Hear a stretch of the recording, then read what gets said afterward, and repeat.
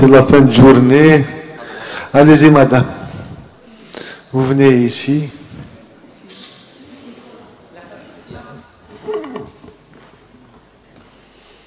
Merci.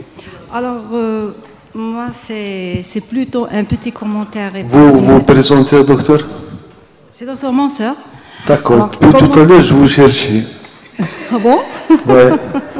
J'étais juste là. Alors, comme on avait fait un travail de thèse justement sur le traitement des troubles de cycle fonctionnels en périménopause par le Mirena, je voudrais juste donner une petite précision sur la définition. Parce que là, tout le problème est dans la définition. Il faut dire que la Figure 2011, c'est-à-dire elle préconise de délaisser cette définition de ménorrhagie, métrorragie, ménométrorragie, hyperménorrhée, parce que ça prête à confusion. Ce qui est métrorragie pour les francophones ne l'est pas pour les anglophones. Donc, elle préconise beaucoup plus de parler de saignements utérins anormaux. Et les saignements utérins anormaux, on va les classer en deux catégories, les causes organiques et les non organiques. Et pour retenir, on parle d'acronymes pour les organiques, le PALM, P comme polype, A comme adénoméose, L comme léomiome, M comme malignité et E comme endomètre, c'est l'hyperplasie de l'endomètre. Et les causes non organiques, c'est COA1, C comme coagulopathie, O comme trouble de l'ovulation, et iatrogène, le E, c'est l'hémostase de l'endomètre lui-même, parce que vous savez que l'hémostase de l'endomètre, elle est sur l'effet de la sécrétion hormonale et sur l'effet de facteurs comment on appelle ça, la prostaglandine, les facteurs c'est-à-dire inflammatoires. C'est pour ça, d'ailleurs, entre guillemets, que ça peut répondre au traitement par anti-inflammatoire, essentiellement par l'ibuprofène. Et le E, comme le N comme le non classable. Alors, il faudrait donc qu'on adopte cette définition. Et le deuxième point, pour la prévalence. C'est vrai que la prévalence de ces saignements, elle augmente avec l'âge. On arrive jusqu'à 25, jusqu'à 35%. Mais la part du fonctionnel, elle n'est que de 10 à 13%. Parce que quand on élimine tout ce qui est endomètre, tout ce qui est polype, tout ce qui est adémiose, vraiment, ça ne reste que 10 à 13%. Et puis, il y a la question de c'est-à-dire l'évaluation, ça reste quand même difficile. Et parmi les moyens avec lesquels on peut évaluer, c'est effectivement le score de EGAM. Et le EGAM à 100, c'est l'équivalent d'un saignement supérieur à 80 millilitres. Il faut dire que c'est pas toutes les femmes qui ne supportent pas les 80 millilitres, mais ça reste quand même subjectif. Et on vous dit que pratiquement 90% des femmes, quand on est à un EGAM à 100, donc elles sont demandeuses d'une thérapeutique. Et je peux vous dire que le résultat de notre travail, c'est effectivement le Mirena. Ça donne de bons résultats. On obtient pratiquement une diminution de flux menstruel dans les 3 mois, dans pratiquement 87% des cas. Les échecs ne sont estimés qu'à 2 ou 3%. Voilà ce que je voulais dire. Oui. Merci beaucoup. Oui, professeur.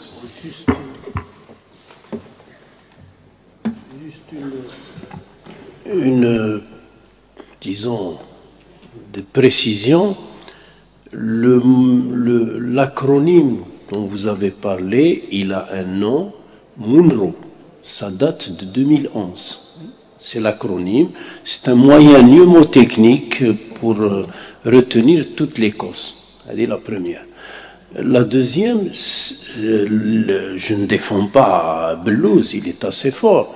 Mais il y a une hiérarchie et on rejoint les publications du Collège français où en premier c'est le Mirena, c'est en second les antifibrinolytiques et ensuite les progestatifs et ensuite les ANS avec des efficacités tout à fait régressives. Maintenant, il a demandé à ce que je parle d'un produit. Lequel? C'est le fameux orgamétril ou acétate de l'inestrénol et qui, en France, vous savez, nous sommes des musulmans, mais la religion gynécologique, c'est beaucoup plus la française. Il a été retiré du marché depuis 2010 pour des raisons d'accidents vasculaires, de maladies thromboemboliques cérébrales. Donc, arrêtez, s'il vous plaît, médico-légalement de le prescrire. Je sais que nous savons tous qu'il y a des pistes un peu tunisiennes ou je ne sais quoi qui l'utilisent. Il y a un autre produit progestatif comme lui, mais moins d'effet, c'est l'acétate de nomogestrol, c'est-à-dire le luténil. Troisième point, vous avez vu la confection du programme, chapeauté par Bellouz, il a mis les fibromes, il a mis les fonctionnels, c'est pour bien statifier, et puis il a mis les moyens, puis il y a eu l'adénomyose, et tout ça fait que on doit arriver tout de même à une désescalade. Les Algériennes évoluent actuellement dans le monde, sans faire preuve de pédantisme. La première intervention dans le monde, c'est devenu celle de la cataracte. Parce que pendant longtemps, les gynécologues, ils faisaient beaucoup d'hystérectomie, y compris pour les fonctionnels chez l'oncle Trump. Et actuellement, avec les moyens, et puis il y a un autre, la deuxième, je crois que elle a détrôné l'appendicectomie, et actuellement, la tendance, c'est de faire passer le cap en fonction des réponses thérapeutiques pour gérer jusqu'à la ménopause, mais elle reste quand même une préoccupation, surtout dans notre contexte. Et il m'arrive d'avoir des discussions et on me dit, monsieur, c'est pas une hystérectomie parce qu'on a échoué avec tel ou tel produit. C'est une hystérectomie économique. Vous comprenez le contexte dans lequel on est. Elle accepte de subir l'hystérectomie. L'essentiel, c'est que ces hémorragies cessent, surtout que les thérapeutiques médicamenteuses n'ont pas donné. Mais en tout cas, on sera ravis d'avoir à la bibliothèque de Bjeya, c'est ça? La thèse c'est vous qui l'avez faite, mon soeur. D'accord. Alors envoyez-nous la thèse, on va la relire et on vous donnera nos réponses. Juste un commentaire. Donc, tu vois que l'attaque est double. Juste pour rebondir, donc l'hystérectomie, elle n'est pas banale. Donc il y a une étude récente chez l'oncle Trump aux États-Unis. Donc la moyenne d'hystérectomie par gynéco, c'est 2 hystérectomies par an, avec un taux de complication de 25%. Donc l'hystérectomie n'est pas banale, il y a beaucoup de risques, beaucoup de complications. Les complications thromboemboliques, c'est une chirurgie pelvienne. Surtout chez nous, c'est des patientes rondes. Après, quand elles rentrent, elles sont allaitées pendant au moins une quinzaine de jours. Donc beaucoup de patients qui reviennent en cardio pour embolie pulmonaire et en réa, et parfois elles décèdent. Les complications urinaires, donc les fistules, les ligatures disurtères. Donc il ne faut pas banaliser l'hystérectomie et toujours commencer par un traitement médical, et le Mirena en premier, avant d'arriver et d'indiquer une hystérectomie. Le président, en Algérie, le Mirena n'est pas remboursé et il coûte cher. Pour cette question de coût, il faut dire qu'il y a beaucoup de papiers qui sont sortis sur la comparaison de coût hystérectomie, traitement médical. Et bien, en fin de compte, au bout de chemin, le Mirena revient moins cher qu'une hystérectomie, moins cher qu'un traitement donc, contraceptif à long terme. Voilà. Merci, docteur Mansour. Est-ce qu'il y a une autre question pour le docteur Bellouz? On passe à la troisième communication, la dernière du professeur Adja. Est-ce qu'il y a des questions concernant son sujet? Professeur Heimer, il veut titiller Adja. Merci pour la conférence, professeur Adja. Vous avez parlé donc de la psychiatrie et la maternité. Qu'en est-il de droit à la maternité des malades psychotiques? Une schizophrène, a-t-on le droit de la laisser Bien sûr, heureusement. Oui, merci pour la question. C'est le débat, bien sûr. De quel droit on va empêcher quelqu'un d'avoir des enfants? Au contraire, si c'est un équilibre, ça peut améliorer déjà le mariage. Elle va connaître quelqu'un, elle va se marier et ainsi de suite. Alors là, ce désir d'avoir un enfant et ainsi de suite, oui, on a beaucoup de patients schizophrènes qui ont des enfants et beaucoup de patients qui ont des enfants, oui, ils ont le droit. Maintenant, bon, il y a des situations de décompensation, ça dépend des situations. Celles qui le posent problème, c'est les femmes qui sont dans la rue, SDF et ainsi de suite, qui sont pas, il n'y a aucun traitement et ainsi de suite. Là, il faut poser la question, est-ce qu'il ne faut pas mettre les mesures contraceptives et ainsi de suite, et ainsi de suite. Mais de là, ouais, oui, c'est un droit de l'individu.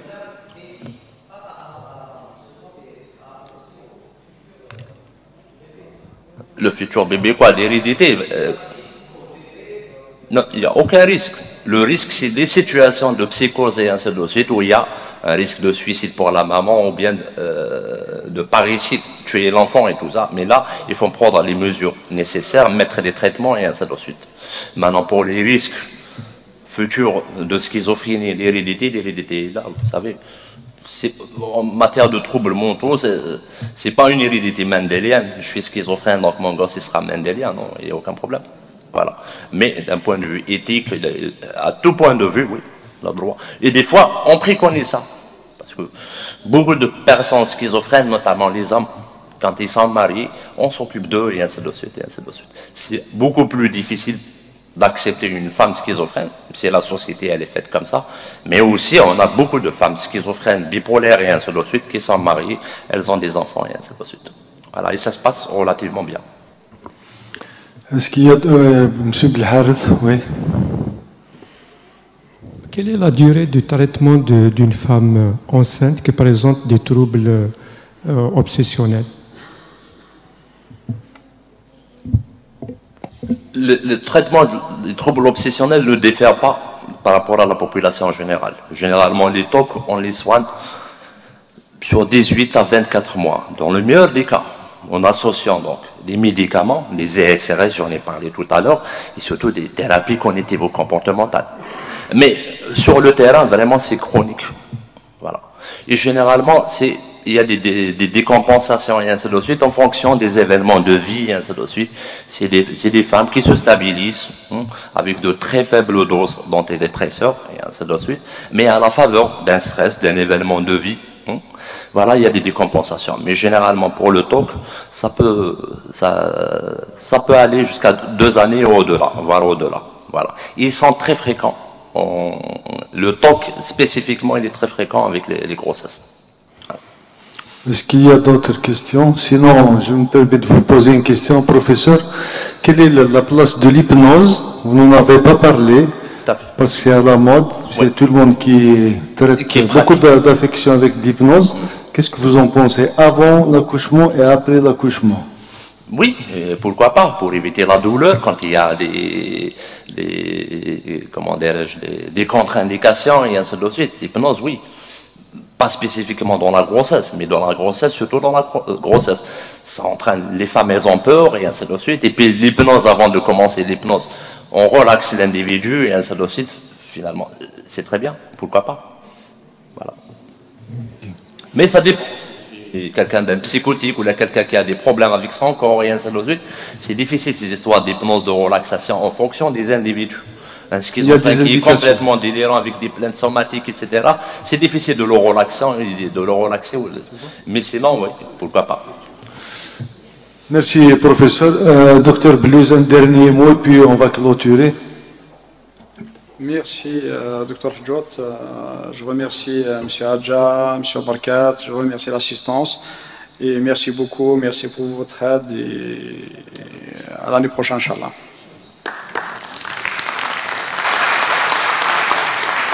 À mon tour de vous remercier d'abord. Ce matin, il y avait 378, c'était un record. D'ailleurs, c'est pour ça peut-être il y a certains qui n'ont pas eu leur part de déjeuner. On s'en excuse. On a essayé d'être au maximum efficace finalement. Il y a eu quelques médecins, même les techniciens de l'auditorium, ils n'ont pas été servis. Voilà, donc... Très bien.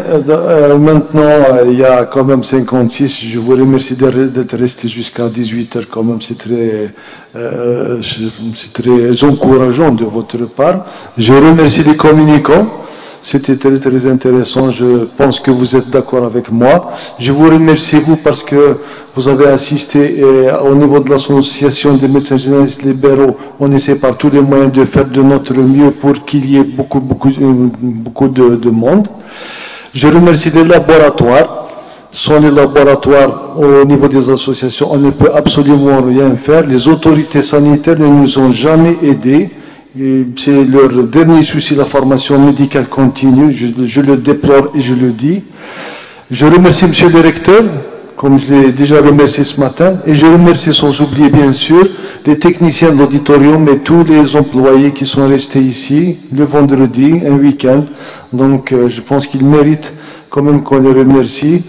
Voilà, donc rendez-vous pris pour le 16 et le 17 avril pour le Congrès national de médecine générale. Merci à vous, Sahed. Kamel, s'il te plaît. Je peux donner une information? Allez. On m'a donné l'ordre de dire 2 mots. Ben, je vais vous donner mon sentiment. Pour moi, ce n'est pas un événement. Pas du tout, c'est une manifestation scientifique, naturelle, sans aucun conflit d'intérêts, dès lors qu'il y a cette avidité. Le docteur Hajout, c'est ça, m'avait dit, je continuerai à faire des journées médicales jusqu'à ce que... Merci. Donc, juste une petite information pour les gens intéressés par les troubles du spectre autistique. Dimanche matin, on va faire une conférence à l'auditorium de l'Institut Amazir avec un garçon qui vient de France, mais c'est un Algérien, qui travaille énormément sur les TSA. Il est fait néfaste des tablettes, etc., etc. Donc, la matinée de dimanche à l'auditorium pour les gens intéressés. Merci.